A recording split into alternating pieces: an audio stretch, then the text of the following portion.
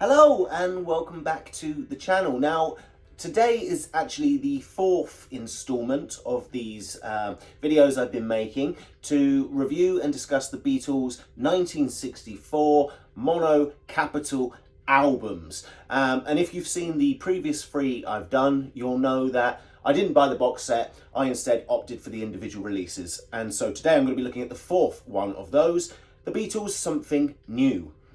As always, if you'd be so kind as to like this video, or even better, subscribe to my channel, then that would be much appreciated, especially as I hope to make slightly better videos in the future.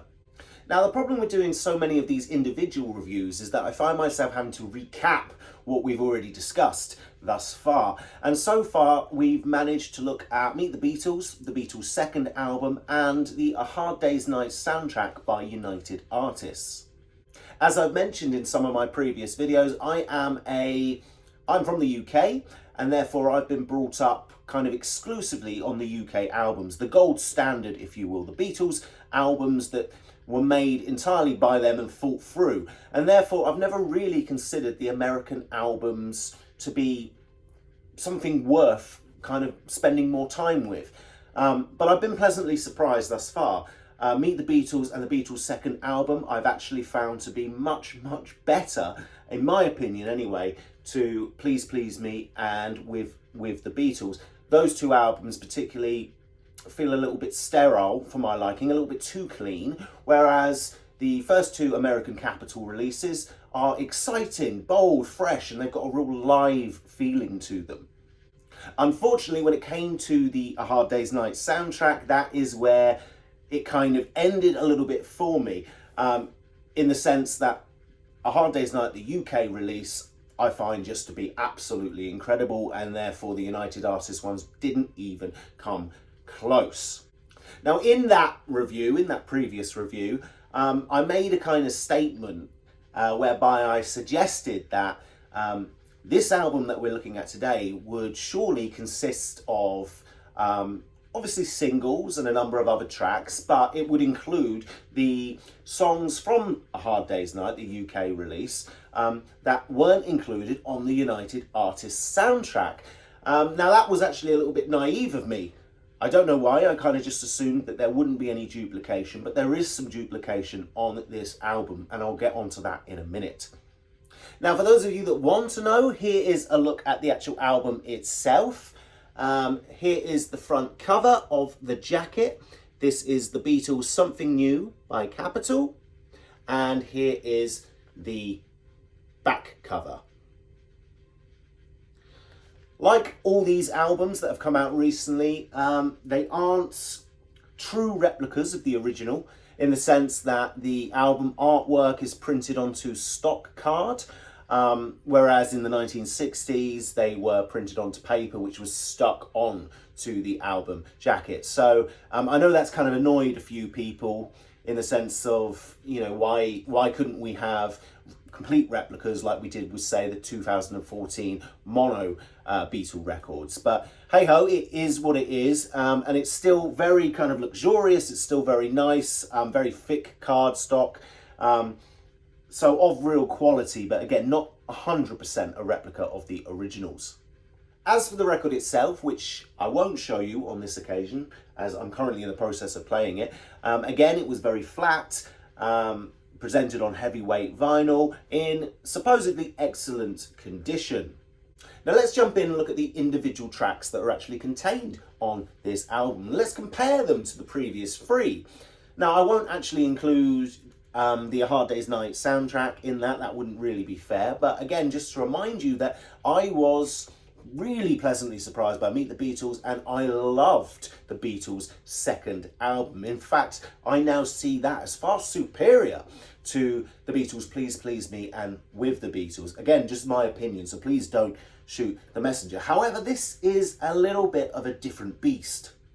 I kind of alluded to this earlier, but one of the things I was expecting with this album was that it would include a number of the B-side tracks from the UK Hard Day's Night album, the tracks that were missing from the United Artists soundtrack album.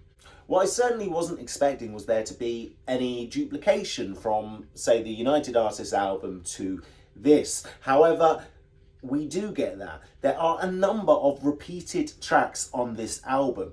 The album itself starts with I'll Cry Instead, which is again the extended version. So I made a big point in my last video about why it would be good to get a copy of the United Artists soundtrack, because it contains that. But again, if you didn't, you've got another version of this here.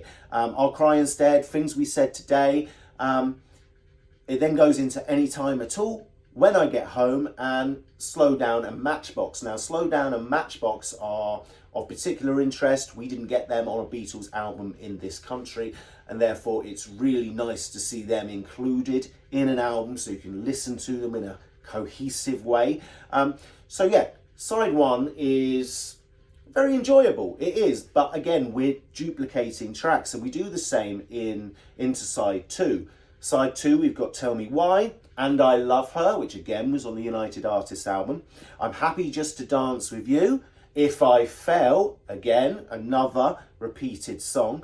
And then finally, we get the German edition of I Want to Hold Your Hand. So how does this play out as an actual album? Well, it's a good listen, it's enjoyable, but it's nowhere near to the same standard of, say, Meet the Beatles or the Beatles' second album. It's just a little bit odd in terms of its makeup. Admittedly, it doesn't really help if you've, say, bought the United Artists album prior to this one, because when you actually get to this and you start listening through it, you're hearing tracks that you've heard really recently again. And therefore, I actually find it hard for me to kind of gauge as to how much I like this record, simply because I've heard much of this before. To cut a long story short, is it a record that you should include within your collection? Again, I'm going to say yes. I feel as a UK collector of the Beatles that the American albums are a distinct part of Beatles history, and they should be embraced. In fact, I didn't do that for a long time, and now I feel myself really encouraged and enthusiastic about the Beatles again, because I'm experiencing them anew. However, you do get a lot of what has come before on this record, so you may decide to pick and choose between A Hard Day's Night and something new, but I personally would include it. On a final note, just to mention that this record does sound extremely energetic to my ears. It's an exciting listen, as with all these American Capitol releases thus far. They are engaging and exciting, and it definitely gives the feel of the Beatles as a live band. You can very much feel that with the added reverb and distortion, etc. So from that perspective, again, it's worth owning. But anyway, that's it. That's video 4 of 6. Hopefully in due course I'll be reviewing the Beatles 64 and the early Beatles from 1965. So do join me later on for those. Anyway, see you later.